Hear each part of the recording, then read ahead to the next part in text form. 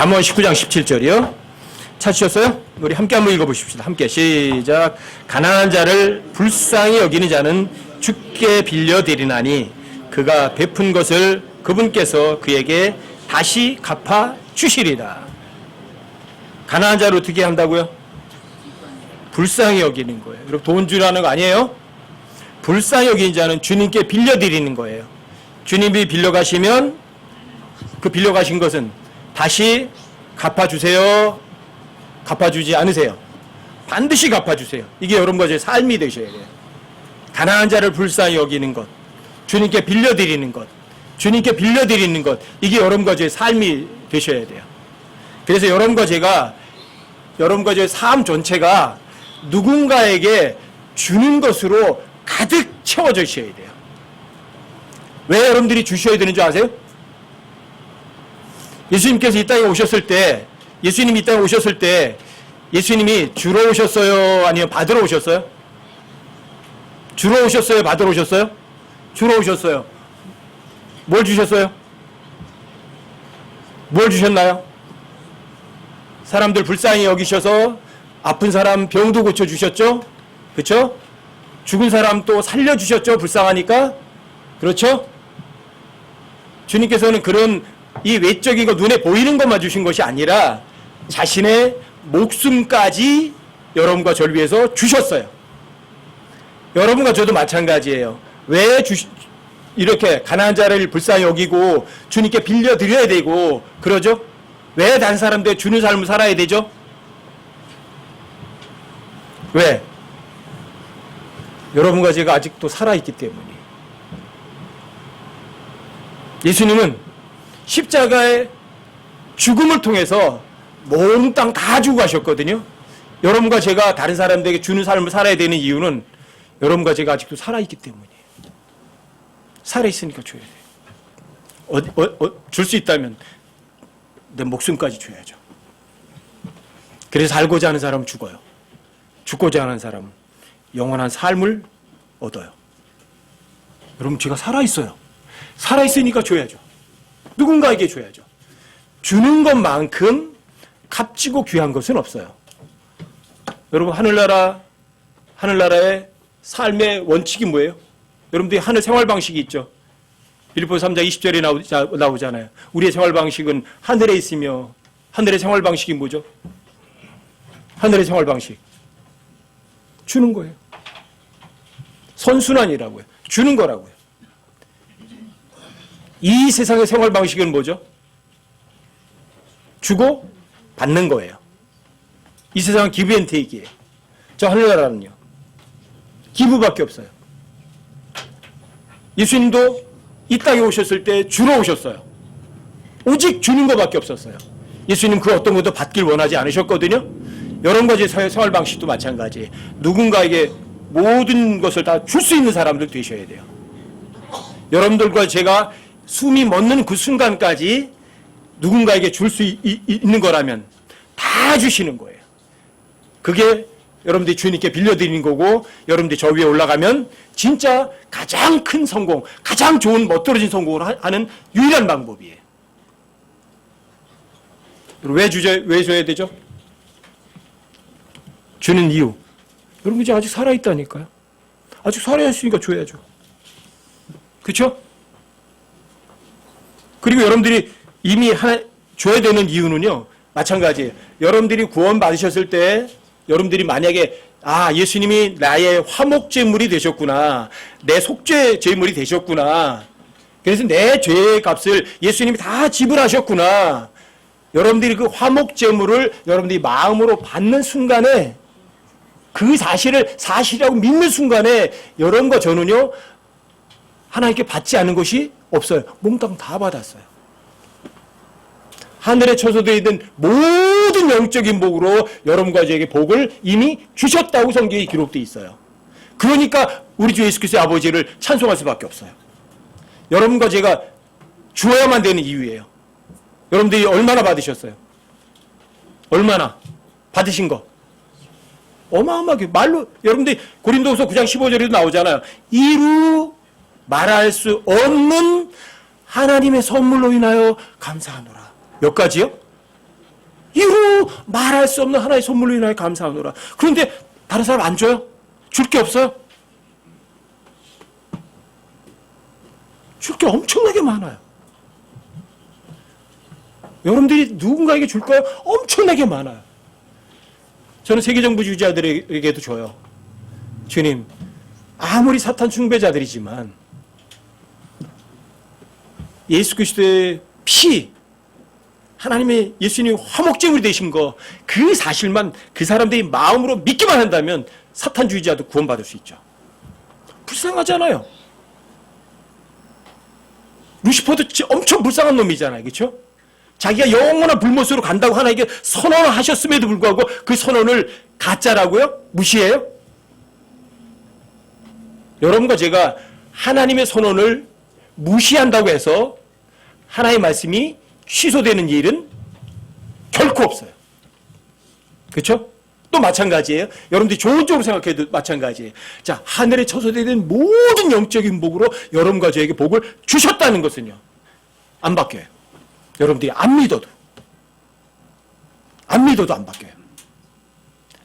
제가 하나님께서 하늘에 처소되는 모든 영적인 복으로 나한테 복을 주셨다는 사실을 내가 안 믿어도 내가 그걸 받은 것은요, 안 바뀌어요. 그런데 내가 하늘에 처소되어 있는 모든 영적인 복을 내가 받았다는 사실을 내가 마음으로 인정하면 여러분과 저는요, 얼마든지 줄 수 있어요. 얼마든지. 하나님께서 여러분과 준 거는 나쁜 거 안 주시잖아요. 그렇죠? 하나님만큼 좋으신 분은요, 온 우주에 없으세요. 가장 좋으신 분이세요. 하늘 위에도 하나님보다 더 주신 분 없고, 땅 위에도 하나님보다 더 주신 분은 없고, 땅 아래도 하나님보다 더 주신 분은 없으세요. 그 하나님이 여러분과 저와 동행해 주시고 여러분과 제 몸 안에 계시다는 사실을 여러분들이 믿으신다면 두려움이 없죠. 전무후무한 환란이 곧 닥친다고요? 괜찮아요. 하지만 그 전무후무한 환란 속에 여러분과 저는 그분의 신부거든요. 아내거든요. 그 아내를 불같은 그런 전무후무한 환란 속에 던져넣으실 리는 전혀 없으세요. 왜요? 그분은 여러분과 저를 자신보다도 더 사랑하시거든요. 그러니까 저는 어마어마한 대환란이 코앞에 왔다고 해도 눈 하나 깜짝하지 않는 이유예요. 왜요? 그분은 저 자신을 제가 아는 것보다 더 확실하게 하시고 저 자신을 자신보다 더 사랑하신 분이니까. 근데 너무나 많은 사람들이 하나님은 사랑이시라고 말은 하지만 많은 사람들이 하나님을 사랑해요, 사랑하지 않아요? 사랑하지 않아요. 여러분 쉽게 한번, 여러분과 저 모두, 여기 계신 분 모두 하나님 진짜 사랑하세요? 하나님 사랑하는 증거가 뭐죠? 요한일서 5장 3절이 다 나와 있잖아요. 뭐라고 써 있어요? 하나님의 명령을 지키는 것. 하나님의 명령을 지키는 것. 근데 안 지키잖아. 근데 무슨 하나님 사랑해요? 하나님 명령을 지키는 것. 이것이 곧 하나님 사랑하는 것이라. 어려워요? 진리만큼 간단한 건 없어요. 진리는 여러분과 저에게 절대 복잡하게 안 해요. 하나님 사랑한대요, 입으로다가. 근데 진짜 하나님 사랑 안 해요. 왜요? 그분의 명령을 안 지켜요. 하나님 명령을 지킨다는 것은 여러분과 제가 행동하는 게 아니라고요. 자, 하나님 명령을 지키는 건 뭔지 아세요? 여러분들 마음에 있는 거예요, 마음에. 왜 하나님의 말씀을 진짜 안 믿어드리냐고요. 여러분들이 하나님의 말씀을 안 믿어드린다면 여러분과 저는요, 하나님 사랑하지 않는 거예요. 아시겠어요? 내가 하나님 사랑하신다고요? 여러분들 찬송할 때도 그러잖아요. 사랑합니다, 사랑합니다. 하나님, 나의 모든 것을 주신 하나님, 나와 함께 하시는 하나님, 정말 사랑합니다. 입으로 사랑한다는 건 아무 소용없어요. 하나님 사랑하는 건 그분의 명령을 지키는 거라고요. 마음속에서 일어나는 거라고요. 여러분, 최초의 죄도 마찬가지예요. 루시퍼가 하나님께 죄를 범했는데 무슨 총칼 들고 대포를 들고 하나님 쳐들어가서 쏘고 막 그런 거 아니에요. 어떻게 했어요? 뭘 했어요? 마음속으로 말만 한 거예요. 내가 하나님 보좌에 올라가서 하나님같이 될 거야. 입 밖으로 말도 안 냈어요. 마음속으로 스스로 마음속으로 말한 거예요. 여러분들 마음속에서 일어나는 거라고요. 하나님 명령을 지키는 거는. 여러분 마음속이에요. 마음속에. 그래서 하나님께서는 속 중심과 마음을 보신다고 말하는 거라고요. 여러분들이 입에 고백하지 마세요. 하나님 사랑한다고. 하나님 사랑한다고 누구에게 뭐가 먹어주면서 내가 이렇게 하나님 사랑해 하고 티내려고 하지 마시라고요. 하나님께서 여러분들의 마음 보시는 거라고요. 마귀가 내가 하나님 보좌에 올라가서 내가 하나님까지 되리라 하고 스스로 마음속에서 말만 했는데 하나님께서는 그걸 아시고 유죄 판결 내리셨다고요. 이게 엄청 중요한 거예요, 여러분. 여러분과 저 마찬가지. 입으로는 하나님 사랑한다고요? 입으로? 마음속은요? 돈만 사랑한다면, 세상을 사랑한다면 하나님을 조롱하는 거라고요. 입으로 하나님 사랑한다고 말하는 거예요. 아셨어요? 여러분들이 정말 그분의 명령을 지키면은요, 여러분 가지고 삶에요, 기적이 진짜 일어나요. 여러분들이 살며 그 어떤 환란, 어떤 역경이 와도요, 여러분과 저는 요만큼도 불안에 떨지 않아요. 힘 안 들어요. 초연할 수 있어요. 누가 함께 하는 거죠? 나의 구세주, 창조주가 내 몸 안에 계시다고요. 이거는 신비예요. 여러분과 저희가 정말 이걸 알기를 원해요. 여러분과 저에게 온 편지 한번 보세요. 골로새서 1장 26절, 27절 한번 보세요. 여러분들이 그 한 구절만 철저하게 마음속에 붙들어도요, 여러분과 제가 삶 가운데 절대 흔들리지 않아요.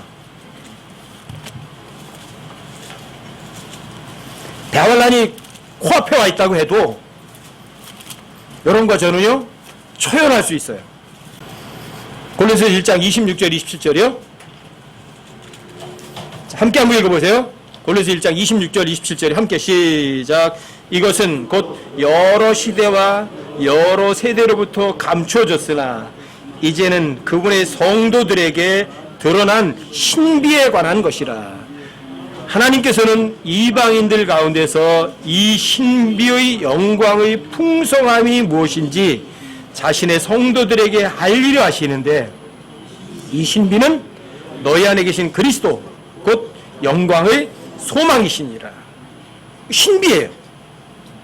여기 보시면 여러 시대 여러 세대로부터 감춰져 있었는데 그분의 성도들에게 드러났어요. 근데 그건 신비예요. 자, 신비라는 게 뭐예요? 설명할 수 있어요? 이해할 수 있어요? 설명도 할 수 없고 이해할 수도 없어요. 하지만 사실은 맞아요. 신비예요. 그 신비. 설명할 수가 없다고요. 이해할 수도 없고요. 그런데 사실은 맞아요. 이게 신비예요. 근데 이 신비가 여러 시대, 여러 세대 동안에 다 감춰져 있었어요. 근데 그 신비가 뭐냐면 여러분과 저의 몸 안에 계신 그리스도세요.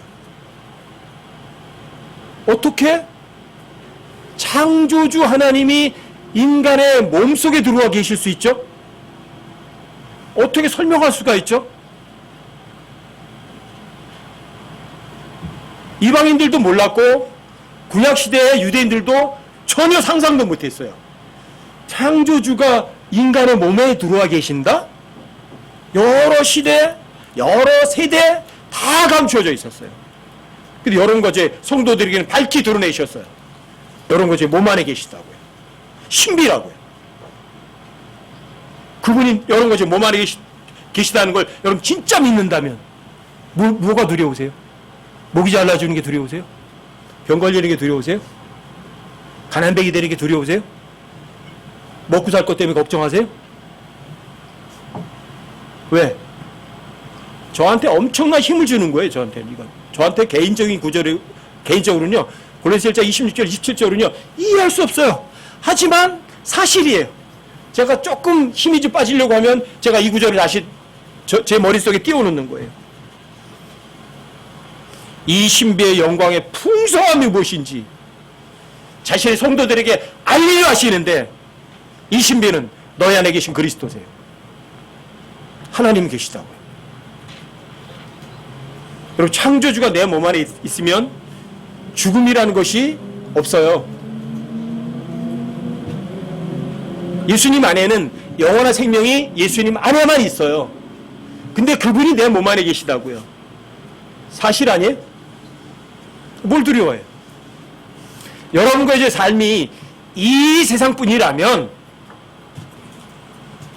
하나님을 믿고 예수님의 피를 믿는 사람들은요, 이 세상에서 가장 비참한 사람이에요. 전 이 세상 삶이 전부라면, 저는 고등학교 다닐 때부터 교회 안 가고 그때부터 무신론자 됐거든요. 왜요? 교회 다니는 사람들이 이중적 삶을 사니까. 하나님 있다면 저 짓은 안 할 거야. 그래서 제 스스로 마음속에 확정한 거예요. 하나님 없구나. 그때부터 무신론자 했어요. 그리고 진짜 개판으로 살았어요. 왜요? 이 세상 살다가 죽으면 끝나는 건데 뭘. 그래서 못된 짓 실컷 했어요. 반대로 제 마음속에 깊은 게 하나님에 대한 뭔가가 갈구가 있었던 거죠. 그러니까 그 반대적 행동을 한 거예요. 정말 그러면서 스스로 생각하는 거예요. 이것이 옳은 거라면 왜 마음이 편해야 되는데 왜 마음이 안 편하지? 항상 저를 힘들게 만드는 거예요. 나중에 13년 후에 아니야. 책 속에 길이 있다니까. 또 책 중에 책이 성경이라니까. 다시 돌아가 보자. 다시 성경으로 돌아온 거예요. 그리고 진리가 뭔지를 알게 되고 하나님이 어떤 분인지를 알게 되니까 그때부터는 두려움이 없어지는 거예요. 돈도 권력도 죽음도 굶주림도 저를 힘들게 못해요. 제 안에 계신 하나님 계시니까. 그 하나님에 대한 확정이 되니까 그 다음에 두려움이 없어요. 그리고 진짜 하나님 말씀대로 살고 싶은 그런 욕구가 생겼어요. 근데 너무나 많은 사람들이 이렇게 하는 거예요. 입으로만 하나님 사랑하는 거예요. 하나님 사랑하는 척만 하는 거예요. 근데 그게 정말 싫었어요. 그리고 성경 속에서 예수님이 어떤 분인지 알게 되고 그분이 나에게 한 것이 어떻게 무엇을 자신의 생명까지도 아끼지 않고 주셨다는 것을 구원은 받았지만 그것이 성경으로 다시 확인되고 또 확인되고 또 확인되고 또 확인되면서 예수님에 대한 고마움 때문에 그때는 이제 감정이 움직이는 거예요. 아, 정말 하나님께서 나한테 주신 사랑은 헤아릴 수 없을 만큼 엄청난 사랑이구나. 제가 80년 5월 달에 구원받았을 때는 구원받은 줄도 몰랐고 그 사랑을 전혀 감지 못했어요. 나중에 안 거예요, 이제. 아, 그렇구나. 갓난아기들이 태어났을 때 제 엄마 아빠 사랑 알아요? 몰라요. 그렇죠? 이 갓난아기들은 몰라요. 근데 그 갓난아기들이 순수한 말씀에 젖어 사모해서 그 말씀으로 공급을 받으면 달라져요. 아, 우리 엄마가 나한테 이렇게 많이 잘해주셨구나. 우리 아빠가 나한테 이렇게 엄청난 사랑을 베푸는구나. 내 부모가 확실하구나. 그러면서 감정이 살아나는 거예요. 고맙구나. 눈물도 흘릴 줄 아는 거죠. 영적으로 성장이 되면서. 베이비 때는, 갓난아기 때는 하나님의 사랑을 잘 몰라요. 그래서 여러분들에게 매일매일 성경을 읽으라고 말씀드린 이유가 그거예요. 말씀의 순수한 젖을 여러분들이 먹다 보면 자신도 모르게 하나님 사랑에 대해서 감격하게 되고요. 자신도 모르는 사이에 자라간다고요. 그러면서 여러분들이 그만큼 진리의 지식 가운데 이만큼 잘하는 사람은 그만큼 더 이 세상 삶을 더 편안하고 자유롭게 살고 이 세상에 휘둘리지 않는다고요. 근데 너무나 많은 사람들이 구원은 받았을지언정 진리의 지식에 무지하니까 이 세상 삶에 이 세상 세파에 흔들려 버리는 거예요. 좌측 흔들. 누가 조금 뭐라 하면 겁에 질려서 더더더 떨고요. 두려워하고 그러는 거죠. 누구에게 복음 전하려고 하면 못하는 거예요. 이 사람 내가 복음 전하면서 저 사람이 거절하면 어떻게 하지? 겁나가지고 말도 못 꺼내는 거죠. 왜요? 그 사람이 구원을 받았을지라도 갓난아기에 불과하니까요. 또 갓난아기들은 남한테 줄 알아야 못 줘요.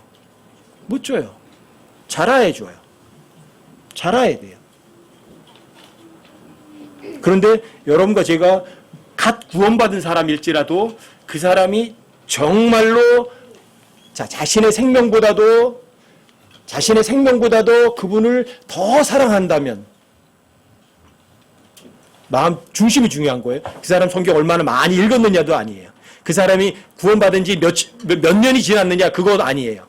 그 사람이 갓난아기일지라도 그 사람이 정말 하나님의 말씀을 존중해드리고 그 하나님의 말씀을 하나님처럼 절대로 믿으려는 그런 마음의 의도, 이것만 있으면 하나님께서는 여러분과 저에게 하나님의 말씀을 믿을 어떤 믿음을 무엇을 믿으라고 알려주실까요? 알려주지 않으실까요? 반드시 알려주세요. 반드시 알려주세요. 자, 구원받을 때도 여러분들과 저의 속중심과 마음이 필요하죠? 마찬가지예요. 여러분들이 하나님의 말씀대로 살아가는 것도 무엇이 가장 필요하죠? 여러분들 속중심과 마음이 필요한 거예요. 하나님 정말 사랑하세요? 그렇다면 그분의 명령을 마음속에 지키세요. 자, 지킨다는 말은 뭐라고요? keep. 여러분들 하나님의 말씀을 마음속에 집어넣으세요. 자, 하나님의 말씀이 여러분 마음속에 가득 차 있거든요. 마귀는 어떤 놈인 줄 아세요? 도둑놈이에요. 도둑놈. 아니면 강탈하는 놈이라고요. 여러분들 마음속에 있는 이 하나님의 말씀을 강탈하고 도둑질해 간다고요. 여러분들 하나님의 말씀을 못 지킨 거예요. 지킨다는 걸 문자 그대로 지키는 거예요. 여러분들이 하나님의 말씀을 읽고 묵상하고 하나님의 말씀을 여러분 마음속에 집어넣은 것을 지키시라고요. 뺏기지 말고 도둑맞지 말고, 그게 지키는 거예요. 여러분들과 제 마음속에 하나님의 말씀이 여기 담겨 있으면 그 하나님의 말씀을 그대로 행동하고 일하시는 분은 여러분과 제가 아니에요. 누구죠? 하나님이시라고요. 그게 하나님의 일이에요. 그게 선한 행위라고요. 여러분들과 제가 어떤 가난한 사람을 불쌍히 여기는 마음을 주죠? 마음을 주죠? 그분이 실제로 그 불쌍한 마음을 빌려가시는 거라고요. 그리고 여러분들 저에게 그 대가를 되돌려 주신다고요. 아셨어요? 여러분들이 누군가를 불쌍히 여긴다, 마음이라고요. 그 사람 마음속에 뭐가 있는 거예요? 그 사람 불쌍히 여기라는 하나의 말씀이 여기에 간직되어 있는 거예요. 아시겠어요? 그걸 현실로 만드는 분은 여러분과 제가 아니라 하나님이시라고. 이게 하나님의 일이에요. 이게 선한 행위라고요. 아셨어요? 절대 잊지 마시라고요. 여러분들과 제가 하나의 명령을 지키는 것만 하시면 된다고. 그럼 그게 진짜 하나님 사랑하는 거예요. 이게 여러분과 제 삶이에요. 그러니까 여러분들과 제가 주지 않고는 못 살아요. 왜? 하나님은 주는 분이시거든요. 하나님 절대 안 받으세요. 하나님께서 뭐가 필요해서 여러분들의 돈을 달라고 하시겠어요? 하나님께서 여러분들 생명이 뭐가 필요하다고 여러분들 생명을 달라고 하시겠어요? 하나님께서 여러분들에게 요구하는 건 아무것도 없어요. 주님께서는 자신의 목숨까지도 그냥 주신 분이기 때문에 여러분과 저에게 내가 내 목숨도 줬으니까 너 좀 돈 좀 내봐라, 11조 내봐라, 뭐 해봐라, 그런 거 안 하신다고요. 다만 여러분과 제가 하나님을 사랑한다면 마음을 다하고 힘을 다하고 뜻을 다해서 정말 그분의 명령을 지키는 거라고요. 지키는 거라고요. 마음이라고요. 마음이요.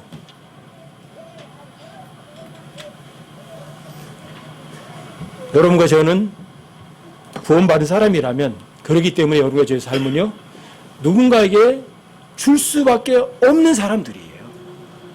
여러분과 제가 하나님의 아들이라면, 여러분과 제가 영원한 생명을 받았다면, 하나님께서 여러분들과 저에게 하늘에 처소된 모든 영적인 복으로 여러분들의 복을 주셨다면, 여러분과 저는 줘야 돼요? 누군가에게 받아야 돼요? 그냥 줘야죠.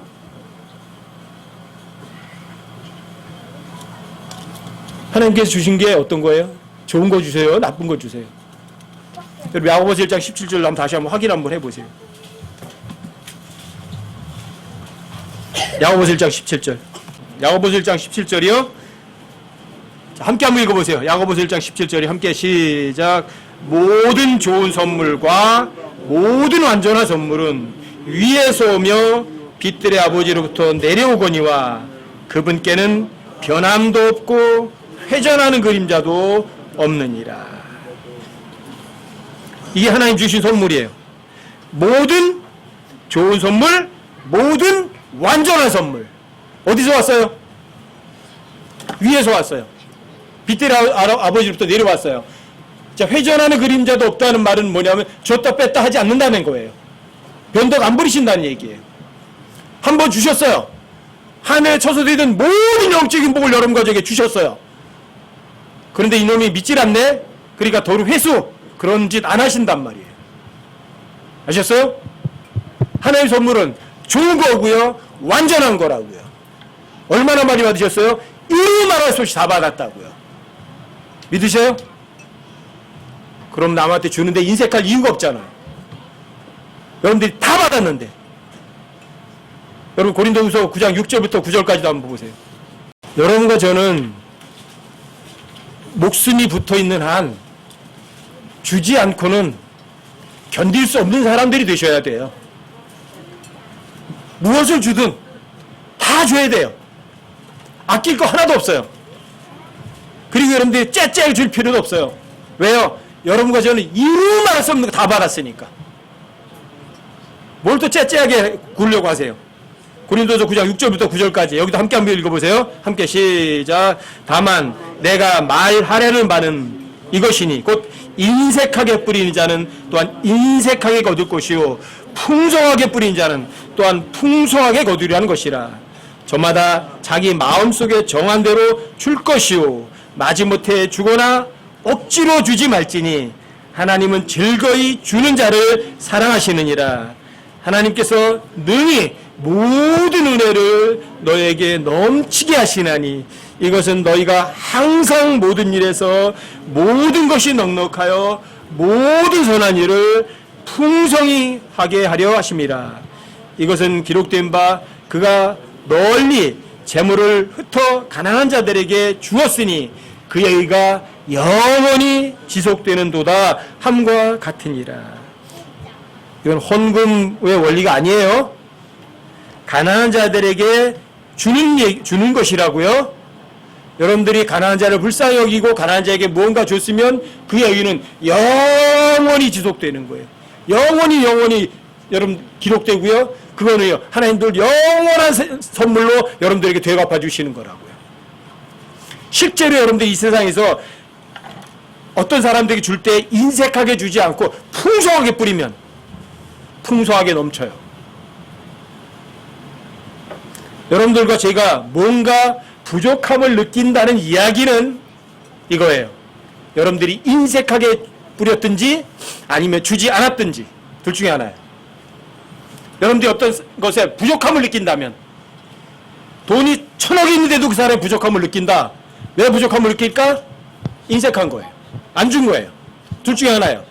인색하든지 누군가에 주지 않았든지. 근데 그 사람이 누군가에게 풍성하게 주면은 여러분 그 8절에 나와 있잖아요. 약속이. 8절에 뭐라고 돼 있어요? 하나님께서 능히 모든 은혜를 너희에게 넘치게 하신다고 돼 있잖아요. 부족하면 못 느껴요. 어떤 사람이죠? 풍성하게 뿌린 거죠. 아주 즐겁게 준 거죠. 인색하면 그 사람은요 능히 모든 은혜를 하나님께 여러분에게 베풀 수가 없어요. 왜? 그 사람이 인색하니까. 그리고 하나님께서도 인색할 수밖에 없어요. 근데 그 사람이 풍성하게 뿌리면 하나님께서도 마찬가지 모든 은혜를 넉넉하게 해줘야만 돼요. 그리고 모든 일에 모든 것이 넉넉해서 여러분들에게 가장 기쁘고 좋은 일들을 모든 선한 일을 풍성히 하게 해주는 거예요. 없어서 못 줘요? 천만에요. 천만에요. 어떤 분들이 절 비난한 분들도 계시다고 그러더라고요. 전 그런 걸 신경도 안 쓰는데 형제는 뭐 여기저기 많이 돌아다닌다는 거죠. 그 비용을 누군가가 큰 스폰서가 있어서 대주이니까 그렇게 쓰는 거지. 지가 잘나서 그러나? 예, 저 스폰서가 있어요. 진짜 스폰서가 있어요. 진짜 스폰서가 계세요. 근데 전 사람들에게는 절대로 손 안 냅니다. 전 그런 경험을 너무 많이 해봤기 때문에 알아요. 저는 물질, 이런 돈 같은 거요 눈에 보이지 않는 것하고 비교가 안 돼요. 이거는 그래서 저는 누군가에게 돈 같은 거 물질이 준다 할 때는요, 절대로 머릿속으로 계산 안 해요. 100만 원 준다, 500만 원 준다, 10만 원 준다, 20만 원 준다, 계산 안 해요, 머릿속으로. 제게 있구나, 줘야 되겠구나, 주는 거로 끝이에요. 왜요? 주는 것은 주는 것으로 끝난 거니까요. 그 사람이 그걸 어떻게 서양했는지 그건 저하고는 상관없어요. 그런데 제가 몽땅 다 제 것도 아니니까, 또 모든 거 다 받았으니까, 그러니까 제가 풍성풍성 줘버리는 거예요. 써버리는 거예요. 그런데 부족함은요, 절대로 못 느껴요. 해보세요, 여러분들도. 고린도서 9장 6절부터 9절까지 이 기록은요, 여러분과 저의 삶 가운데 부족함을 느껴라, 부족함을 느끼지 마라. 부족함을 느껴라, 부족함을 느끼지 마라. 부족함을 느끼지 말라고 써놓은 거예요. 인색하지 마세요. 자, 남에게 준다는 개념 속에, 인색하다는 개념 속에 돈을 플러스시키지, 개입시키지 마세요. 그럼 인색하다, 풍성하다는 게 뭐예요? 돈이에요, 마음이에요? 질이요, 질. 아셨어요? 여러분들과 제가 받은 거 있잖아요. 자, 하나님 진짜 부자예요, 가난뱅이에요? 하나님, 부자의 가난뱅이에요, 하나님이. 하나님께서 물질적인 것을 가지고 내가 모두 창조물 만들었어. 그러니까 나만큼 부자 있어? 나와봐. 그러셔요? 하나님께서 단 한 차례도 물질적인 것에 대해서 부자라는 개념을 단 한 번도 안 쓰세요, 하나님께서. 이게 인간들이 생각하고 하나님 생각하고 하늘과 땅 차이인 거예요. 인간들은 부자라는 개념을 물질에다 써요. 근데 하나님께서는 내가 모든 창조물 만들었어. 그게 다 내 거야. 그러니까 난 부자야. 그런 개념 쓰시나니요. 단 한 번도 안 쓰세요. 근데 하나님께서 부자라는 개념을 어디다 쓰세요? 선한 거에 나는 부자야. 나는 관대한 거에 부자거든. 나는 오래 참는 거에 부자란다. 나는 지혜에도 부자고, 나는 지식에도 부자야. 나는 긍휼에도 부자고, 나는 은혜에도 부자야. 나는 영광에도 부자란다. 눈에 보이는 거지. 하나님께서는 단 한 번도 하나님 스스로가 부자란다라는 단어를 쓰시는데 단 한 번도 물질에도 안 쓰세요. 여러분들과 제가 예수의 피로 구원받은 하나님의 아들들이라면 여러분들 마찬가지예요. 부자라는 개념을 물질에다 쓰지 마세요. 누군가에게 베풀어 준다고 했을 때 여러분들이 물질을 베풀어 준다는 개념 속에서 벗어나세요. 그러니까 제가 계산 안 하는 거예요. 누군가 물질 같은 거 쓸 때. 여기 10만 원 써야 되는구나. 10만 원 써요. 100만 원 써야 되는구나. 100만 원 써요. 500만 원 써야 500만 원 써버려요. 500만 원 썼으니까 많이 썼고 10만 원 썼으니까 적게 썼다. 저 그런 개념 없어요.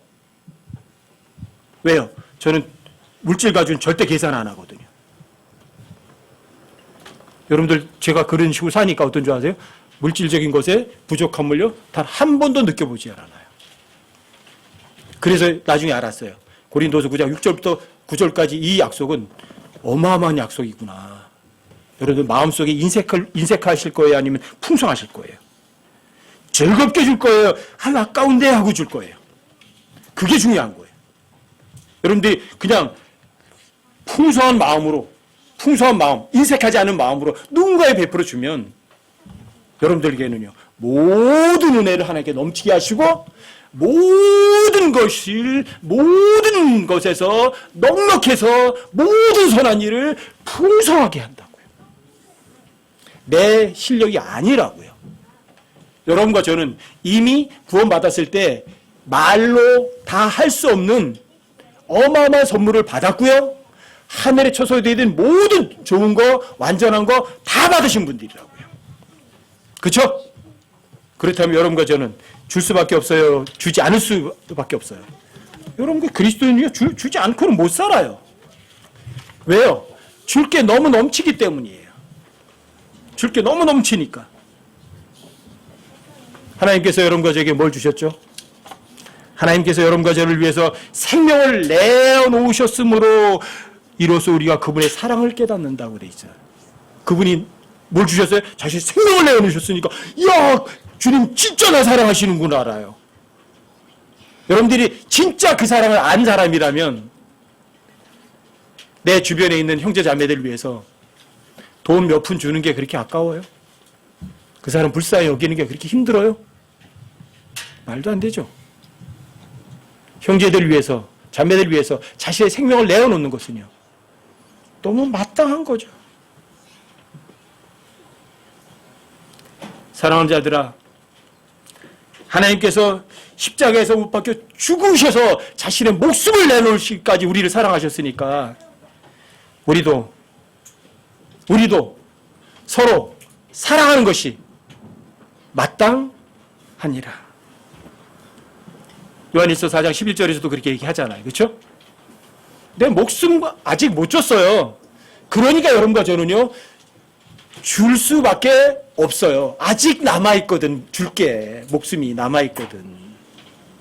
예수님도 목숨을 주셨을 때 다 주신 거거든. 여러분과 제가 살아있다는 거는 다른 사람들에게 줄 수밖에 없어요. 예수님께서 여러분과 제가 하나님 사랑하는 것도 마찬가지예요.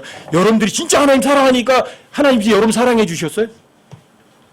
아니면 하나님이 여러분과 저를 먼저 사랑해 주셨어요? 주님 나 사랑해 주셨으니까 내가 다른 형제들을 사랑할 수밖에 없어요. 하나님께 먼저 날 사랑해 주셨으니까. 그런데 내 옆에 있는 모든 지체들은